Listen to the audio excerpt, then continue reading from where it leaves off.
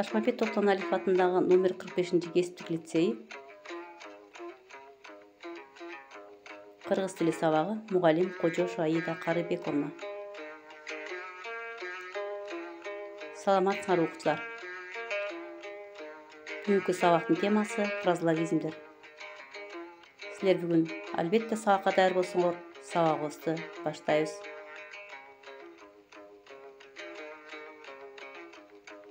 Сабактын жүрүшүндө фразеологизмдер боюнча билимиңерди тереңдетип, эркин сөз айкашынан айырмачылыгын далилдейсиңер. Фразеологизмдердин макал лакаптардан айырмасын билесиңер. Жана ошондой эле фразеологизмдердин колдонуу зарылдыгын, анын жөнөкөй сөздөргө караганда берген маанисин аныктап, кебиңерде туура, так пайдаланууну үйрөнөсүңөр балдар.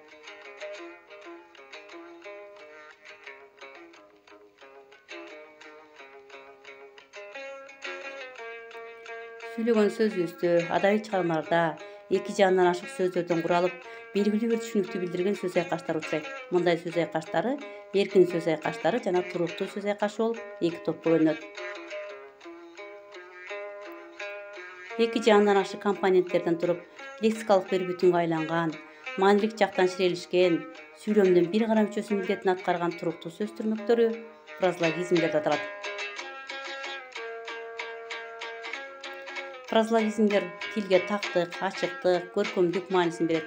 Көбүнчө өтмө мааниде колдонулат. Мисалы, темирди кызуусунда согуу, ишти өз учурунда аткаруу, төөнү бычкакка чапкандай, катуу, бат-бат, ылдам сүйлөө деген маани билдирет. Эки көзүм төрт болду. Бир нерсени күтүү, зарыгуу маанисинде. Бешөрдөгүн учуру, калп айтуу, жалган айтуу. Мурдун балта кеспейт. Тоготпогон, кенебеген. Коен жүрөк, коркок. Үрүп чыгаар ити жок, эч нерсеси жок, жарды деген мааниде. 4 компоненттен турат. Бул жерде сүрөттөр боюнча чечмейбиз. Узун кулак, демек бир нерсени уккан жерде калтырбаган, ушак ташыган адам жөнүндө. Ортосунан кара мышык өтүү, бул жерде эки адамдын мамилесинин келишпей калганынан кабар берип жатат. Ал эми мурдунан байлап алуу деген, мисалы, бир адам экинчи адамды айткандан чыгарбай, айтканын айткандай, дегенин дегендей кылып аткартуу, мурдунан байлап алуу деген туруктуу сөз айкашын колдонобуз. Төөнүн куйругу жерге тийгенде, муну кандайдыр бир иштин оңой менен ишке ашпасы жөнүндө сөз болуп атат. Сиркеси суу көтөрбөйт, тамашага чыдабаган кызы кандуу адам. Кой үстүндө торгой жумурткалайт, токчулук күз мезгили жөнүндө сөз болуп атат. Адамдык сапатка байланышкан фразеологизмдер: көзүн май баскан, көпкөн, колунан көөрү төгүлгөн, уста же ууз адам жөнүндө сөз болуп атат. Ала көөдөн, бул жерде мактанчаак деген маани билдирип атат балдар. Кой өзүнөн чыга албаган, муну билесиңер балдар силер. Момун, жоош. Жүнү тирүү, бышык, шыйрак, тың маанисинде. Кол ачык, март, берешен, жоомарт. Жел таман, бир жерге токтобогон, же болбосо айылчы деген мааниде колдонобуз. Адамдын ички сезимин, маанайын билдирген фразеологизмдер: сиркеси суу көтөрбөйт, эч нерсени жактырбайт, сөөгү агаруу, ыраазы болуу, ичинен сызуу, кейүү. Төбө чачы тик туруу, коркуу маанисинде. Туруктуу сөз айкаштары сөздүн көркөмдүүлүгүн арттырып, ал кепте даяр материал катары колдонулат. Ал эми макал лакаптарда даяр материал катары колдонулуп, бирок талим-тарбия максатын көздөйт. Фразеологиялык сүрөт табышмактарды карабайбыз азыр балдар. Бул жерде жумуртканы көрүп турасыңар. Демек, жумурткага байланышкан туруктуу сөз айкашын табабыз. Жумурткадан кыр чыгаруу, жок жерден уруш чыгаруу. Бул жерде арынын уюгун көрүп турасыңар. Демек, ушуга байланышкан арынын уюгундай ызылдоо. Демек, көпчүлүк, ызычуу. Бул жерде балапанды көрүп турабыз. Демек, ушуга байланышкан кандай туруктуу сөз айкашын билесиңер балдар.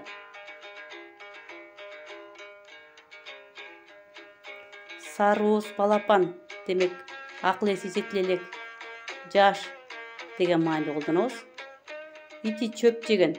Ити чөп жеген деген бул кандайдыр бир иши жүрүшкөн, иши алдыга кеткен адамдарды биз мына ушундай фразеологизмдер менен айтат экенбиз балдар. Жүрөккө байланышкан фразеологиялык сөздөрдү колдонуп көрөлү. Суу жүрөк, жүрөгүндө оту бар, жүрөк оозуна тыгылуу, жүрөгүндө кири жок, жүрөгү сүйшүү деген фразеологизмдерди колдонуп жүрөбүз. Көз деген сөз катышкан фразеологизмдерди атап көрөлү балдар. Көзүм аштай ачылуу, орой көз чарай, көздөн кайын болуу, жаны көзүндө көрүнүү, көздүн карегиндеги сактоо, көзүн май басуу, көз ачып жумганча, көз өтүү жана башка көптөгөн көзгө байланышкан туруктуу сөз айкаштары сүйлөө кебибизде, көркөм чыгармаларда абдан көп кездешет балдар. Алган билимибизди бекемдөө үчүн мен силерге суроолорду бермекчимин. Ал эми силер ак тезегин кургатпай жоопторду даярдайсыңар.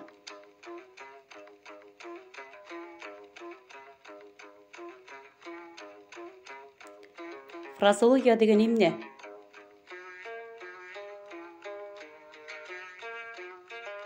Мааниси жактан биримдикти түзгөн сөздөрдүн туруктуу айкаштары жөнүндө окуу фразеология деп аталат. Фразеологизмдердин мүнөздүү белгилери кайсылар? Фразеологизмдер эки же андан ашык компоненттен турат, лексикалык бир бүтүнгө байланат, сүйлөмдүн бир гана мүчөсүнүн милдетин аткарган, мааниlik жактан ширелишкен туруктуу сөз айкаштары, туруктуу сөз тизмектери фразеологизмдер деп аталат. Фразеологизмдердин өз ара бөлүнүшү. Кыргыз тилинде фразеологизмдер өз ара 3кө бөлүнүшөт. Алар фразеологиялык ширешме, фразеологиялык бирдик жана фразеологиялык тизмек. Мындай бөлүштүрүү алардын тутумундагы компоненттердин жеке тургандагы тике мааниси менен жалпы фразеологиялык маанинин ортосундагы жакындыгына, бири-бирине болгон маанисине байланышып аныкталат экен. Демек ошентип кыргыз тилинде фразеологизмдер өз ара 3кө бөлүнүшөт.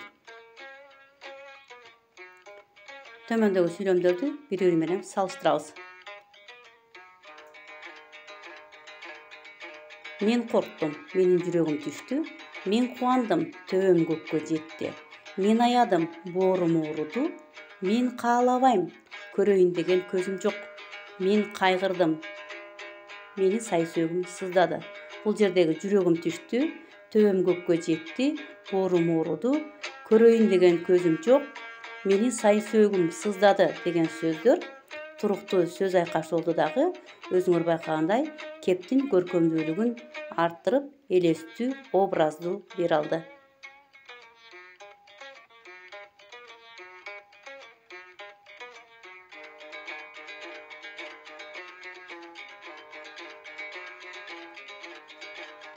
Кызыл чиедей өтө жаш, жүрөгү шуудей түшүү, катуу чочуп кетүү, ичмекейи ичинде, кылык жоругу болгон өнөр ичинде эч нерсесин билдирбеген адам маанисинде түшүнүк алып жүрөбүз балдар. Сүйлөмдөрдү окуп, эркин жана туруктуу сөз айкаштарын тапкыла. Эмне үчүн эркин жана туруктуу сөз айкашы экендигин түшүндүргүлө. Биринчи сүйлөмдү окуйбуз. Жыт билүү сезимин даам татуу сезимине окшош деп эсептешет. Бул жердеги жыт билүү сезими дегенди даам билүү сезими деп алмаштырсак болот, анткени бул эркин сөз айкашы. Жеңишке ээ болгон спортчунун төбөсү көккө жетти. Төбөсү көккө жетти, сүйүндү. Бул туруктуу сөз айкашы алмаштырууга болбойт экен. Курай башын сындырбаган, жалкоолуктан алыс болгула. Бул дагы курай башын сындырбаган деген сөздү алмаштырууга болбойт, анткени туруктуу сөз айкашы. Өлчөмсүз асман тыптыч океан сыяктанат. Өлчөмсүз асман деген сөздү алмаштырсак болот, мисалы көк асман деп. Демек, 4-чү сүйлөмдагы эркин сөз айкаш экен. Ал эми туруктуу сөз айкаштарын алмаштырууга болбойт экен.